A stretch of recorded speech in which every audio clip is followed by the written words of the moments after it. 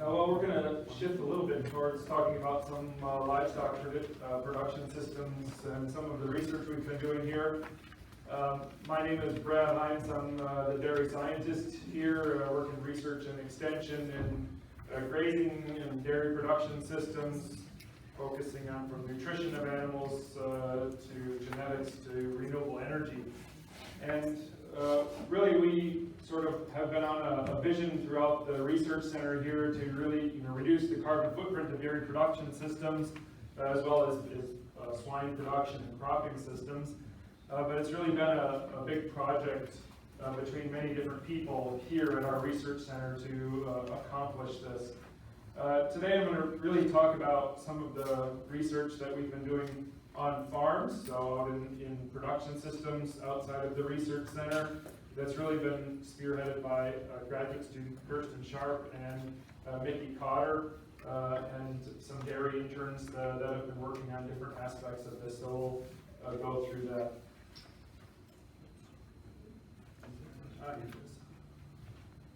So I want to give you a little background and really how we started focusing on working on other production systems outside of our research center.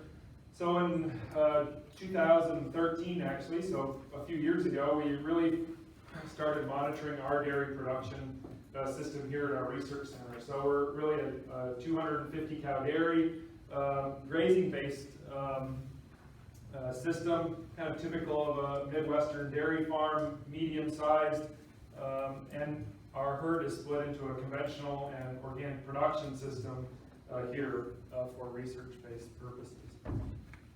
So we really were interested in trying to look at the energy consumption, water consumption in our dairy, and then sort of convert some of those aspects to renewable energy and really have a net zero dairy milking parlor.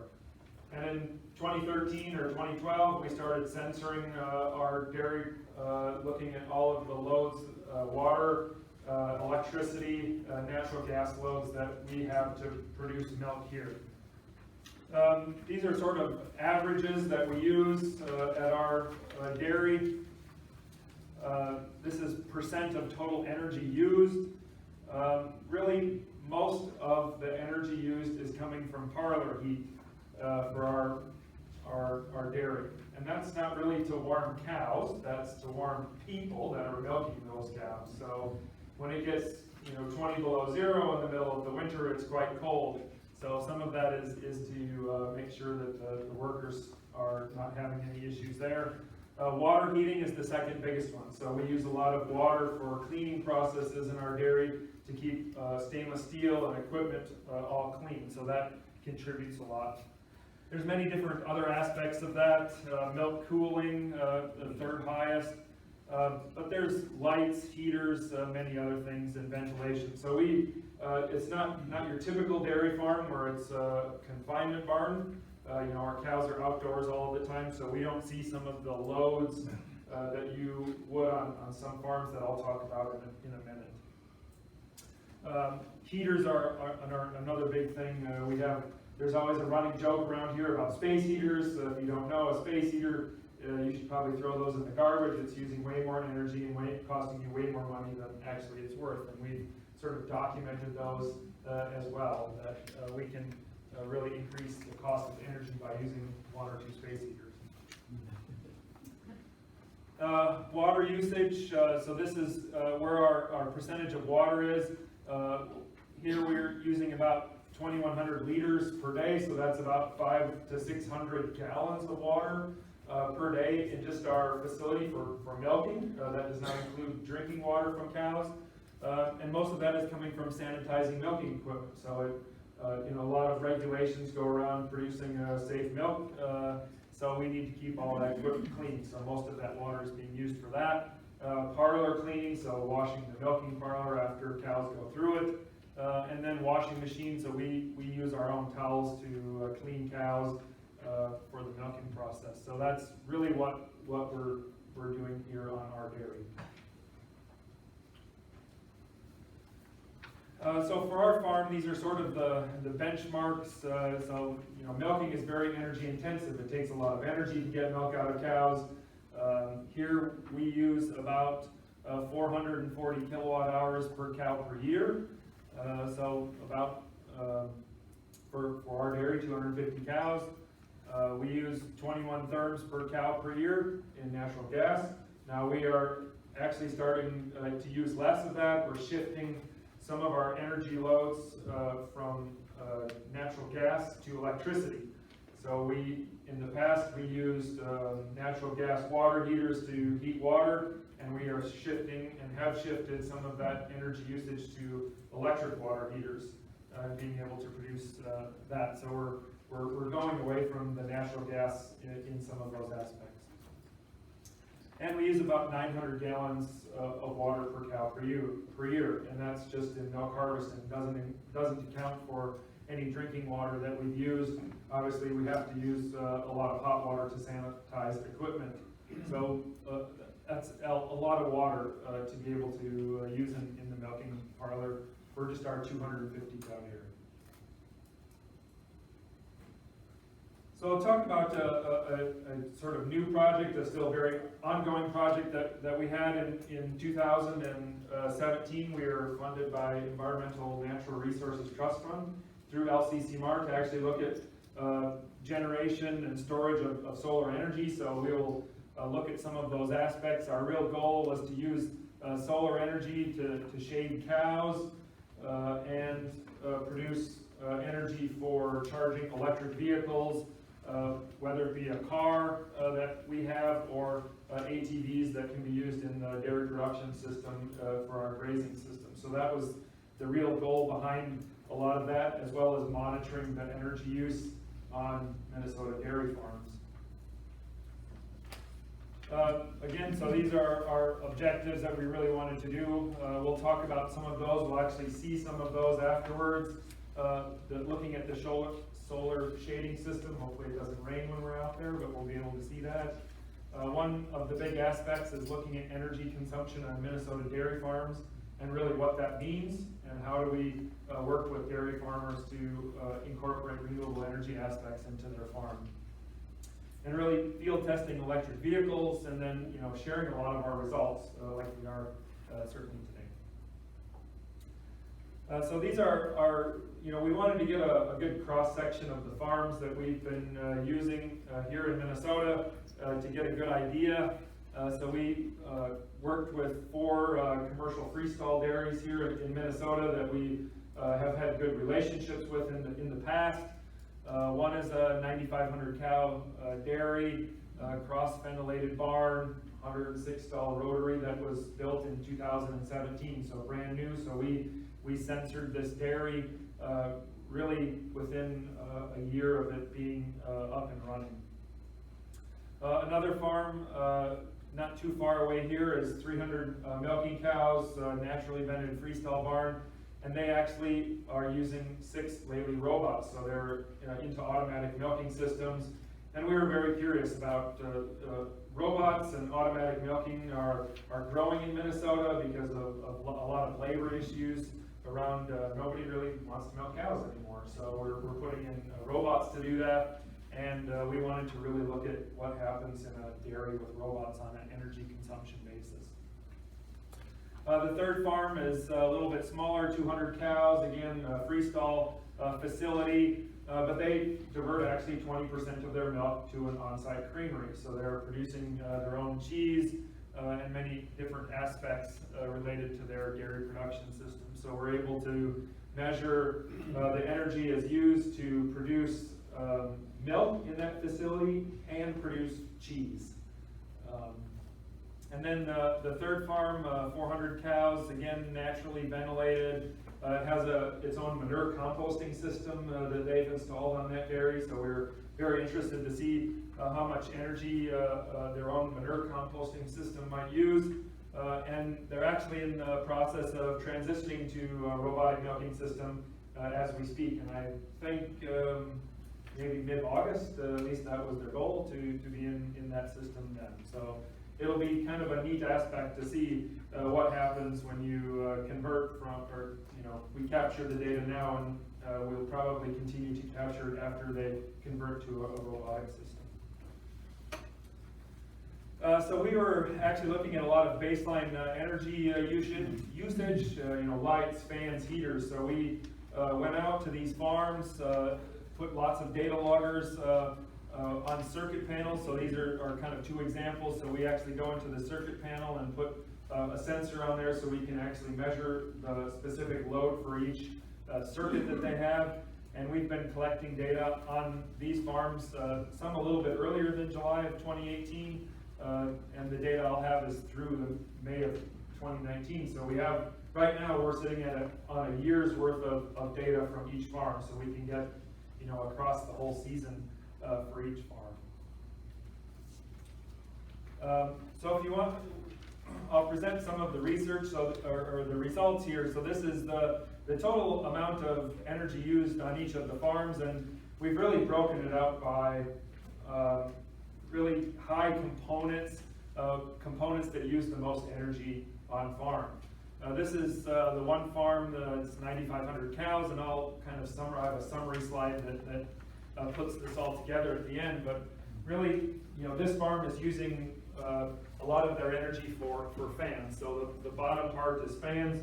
You'll notice in the wintertime, obviously the fans go down, but in the winter, this is kind of hard to see. Pink shaded one is the vet room. So they use for vet milking fresh cows, a lot of health treatments, things like that, calving area. So that goes up in the wintertime. They have a lot of heaters in there to keep calves warm and cows and fresh cows. So some of the energy that was lost by reducing fan usage increased with the vet room.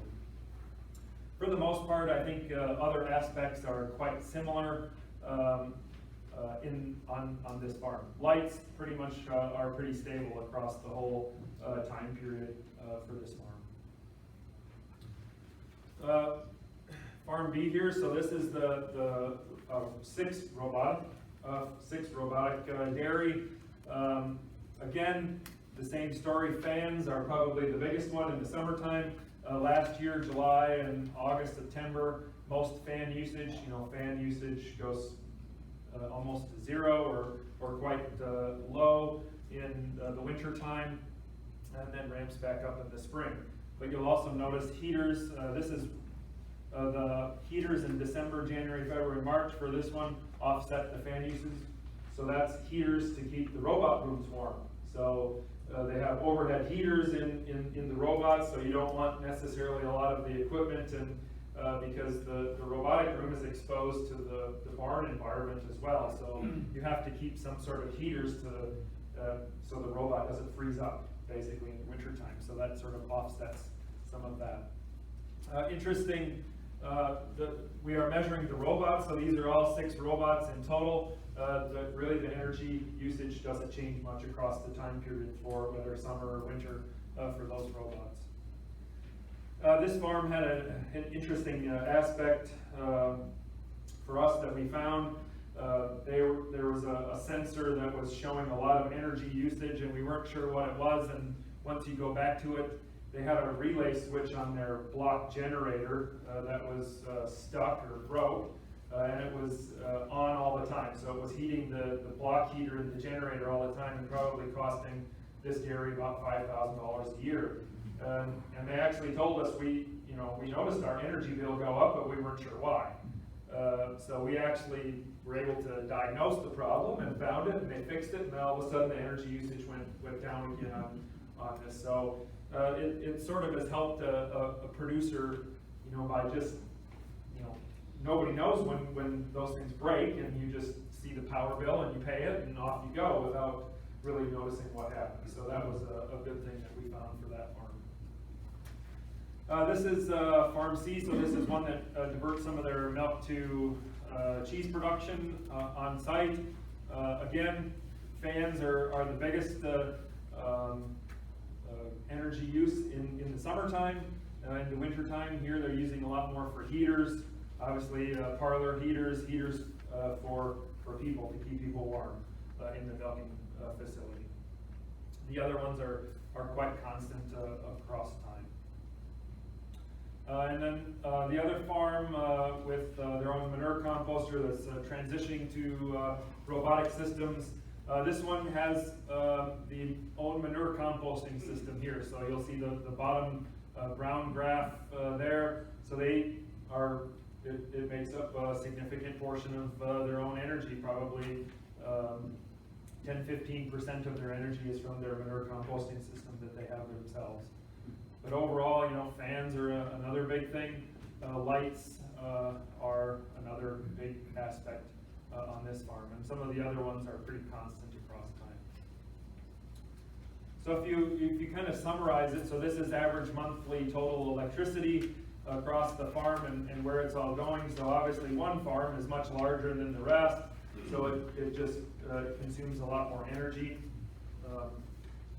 Now that we've gotten a full year's worth of data, we'll look at the production aspects, be able to look at how much milk per kilowatt hour of production that they have, and really look at, you know, how many, based on the cows, how much kilowatt hours per cow, things like that across the time period. So it's not necessarily fair to say, oh, well, you know, farm A sucks a lot of energy, but they're also much larger size than the rest. So we'll be able to put all that together. But there is some indication, you know, there's a lot of fan usage compared to the others. You know, everybody is different. Farm B, this is robotics, so a lot more for milk collection than the others. Farm C uses a lot more heaters in their parlor, and then the manure composting system in Farm D.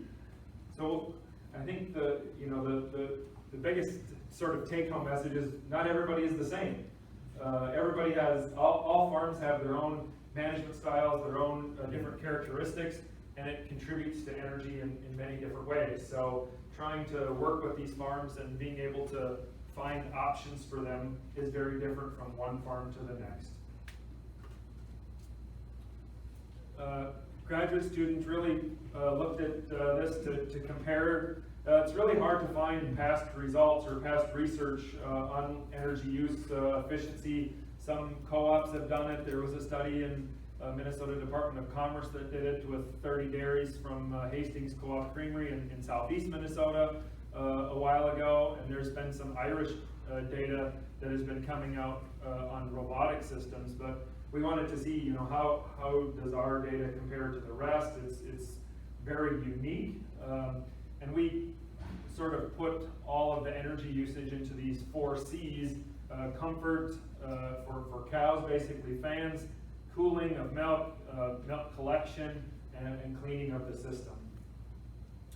And if you look at it, on the left are the Wisconsin dairies, the Minnesota dairies in Hastings Co-op, the Irish dairies, and then the 4 farms that we have. And you'll notice there's, you know, a wide range. For the most part, cow comfort is very similar between the Wisconsin and Minnesota dairies. Obviously, you know, we're all in the same environment here. Farm A uses a lot more for fans. Cooling, about the same. So milk cooling hasn't changed much probably in the last 10 years. Systems are very efficient, compressors, things like that. So we're using about the same amount of energy. Cleaning process is very different across farms. You know, one farm here, a couple of these farms use a lot more energy for cleaning of the system than compared to others. So there's a wide range here to be able to do that. So last few slides before. So in summary, there's a lot of consumer and market chains. Obviously, they're going to demand reduced carbon footprint in production systems to be more sort of environmental sustainability, and being able to work with farms and being able to trying to figure out where their energy usage is going, water usage is very important as we sort of advance into the future. A few areas where I think, where we think that high energy use will sort of demand different systems to be in place. Obviously, ventilation is probably the key, especially in the Midwest here. Fans contribute the most energy to any of these dairy farms that we monitor. Not so much on our own dairy because we don't have a freestall barn, but in conventional production systems, ventilation fans are the big thing. And really trying to figure out the sizing, settings, and maintenance of those can really save a lot of energy. and working with how those go. Lights was the second biggest one, so LED lights, new timers for lights, photoelectric sensors will become more popular with farms trying to reduce the lighting aspects. You know, across all of these farms, the lighting amount of energy was the same, whether it was winter or summertime, which is quite surprising because in the dark of the winter, they're using the same amount of energy for lights as what it is in the summertime when there's more natural light. And my example on the generator block heaters, that seems to be a perennial issue. It was in past research that Kirsten and Lee and others done on swine farms. It seemed like that was can be an issue as well on block heaters, and trying to figure out how much energy a generator is actually using to keep the block going. Just an overview a little bit about what we're doing on the solar shading project, and we'll see this in a little bit when we go outside. Some of you might have drove up, you saw the cows outside underneath the solar panels, so we've been working on that this summer to be able to look at how solar shading can help and incorporate it into multi-use ways. I know I've talked with a lot of people.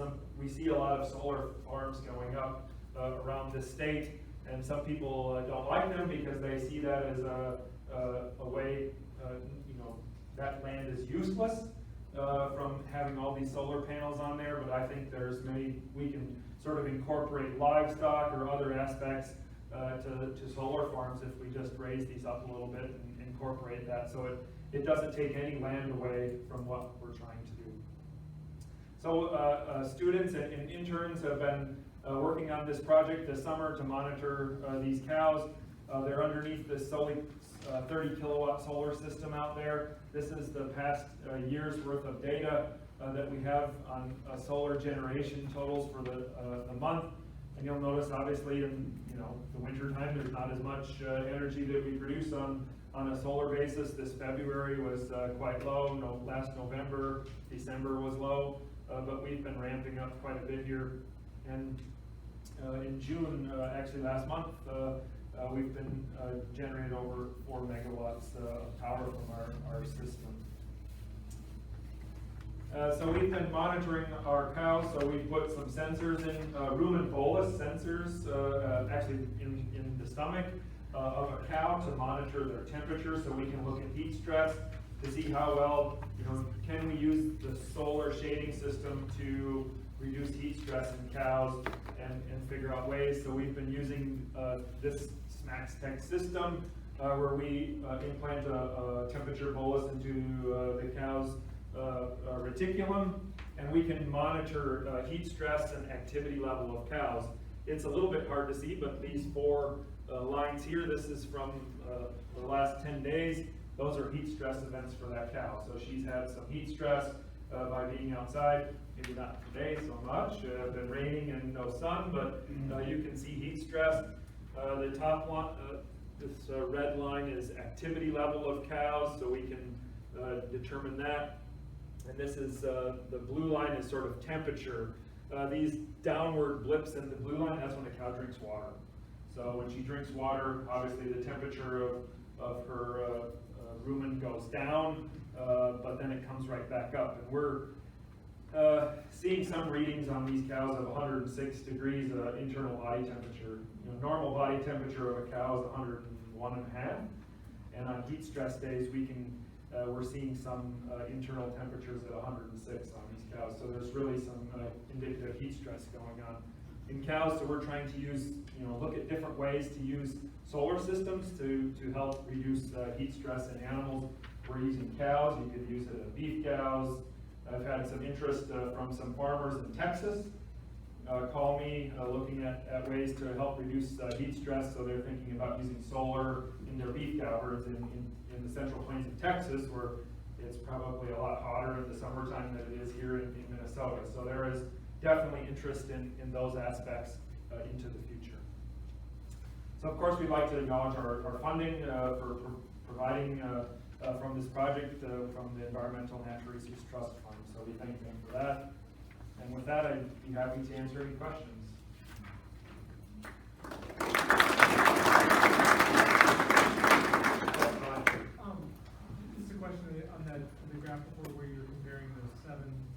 farms is, it was all in percentage, and the fans were, ventilation was a higher proportion of that. Yes. From an energy density standpoint, I mean, was there a big difference between those two, or did you have a chance to look at that as well?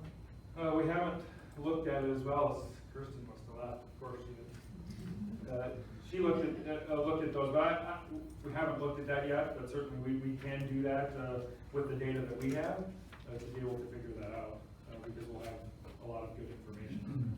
Yeah, I was just kind of curious I mean, maybe there was more ventilation, but maybe there was some more other efficiencies with the way that was operated, that might have actually been lower, per head energy cost. Right. And yeah, some of the aspect that we'll be kind of working on with some of those is trying to figure out, do we need all those fans? Can we turn some fans off? Can we have different settings to use those? And all of these farms actually, the problem is nobody else has the same fans either, so we can't determine that.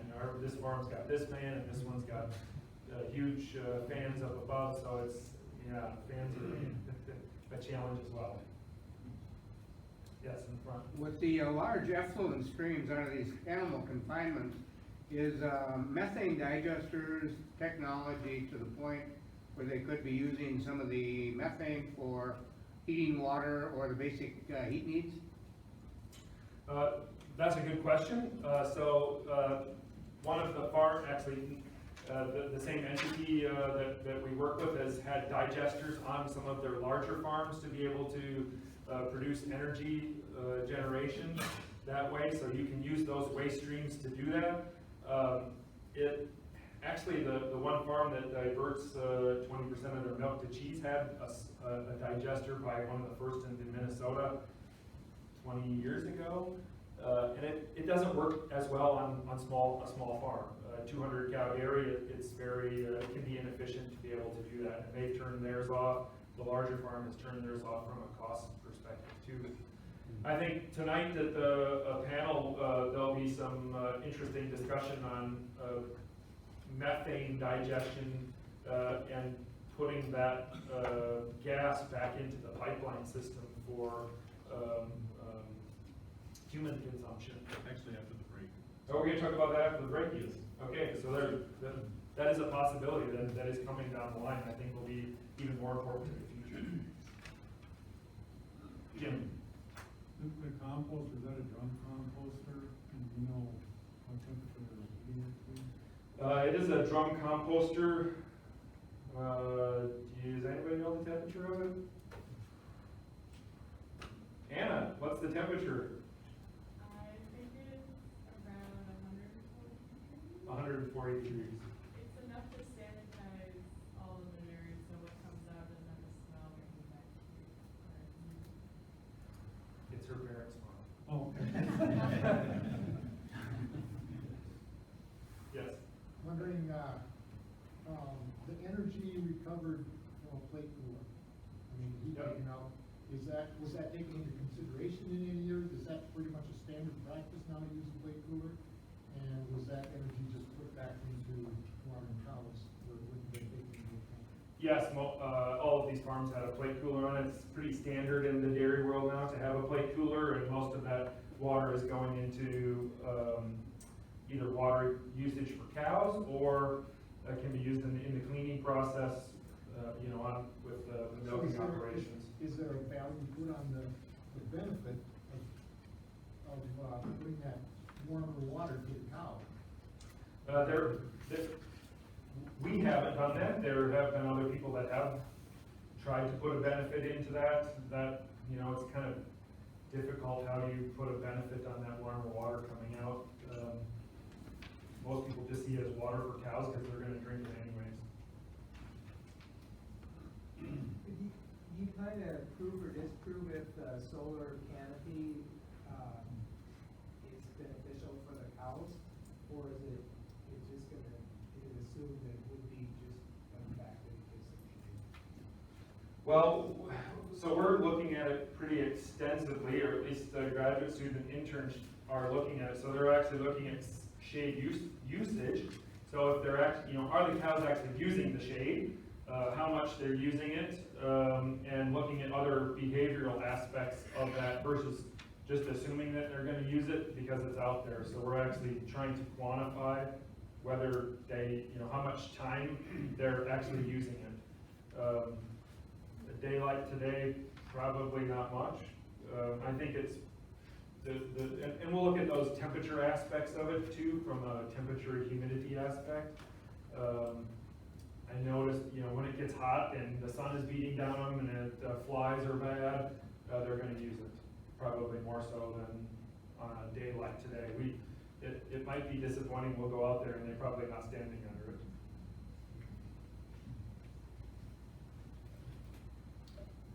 Any other questions? One last question. Do the solar panels, like a good grove of trees will kind of produce its own, and a hot day will kind of produce its own ventilation? Do the panels do the same thing? Yes, it would be pretty natural. You know, those panels are up 8 feet, so the wind can blow in between those, and really, it shouldn't affect the cows much at all. Yeah, kind of like some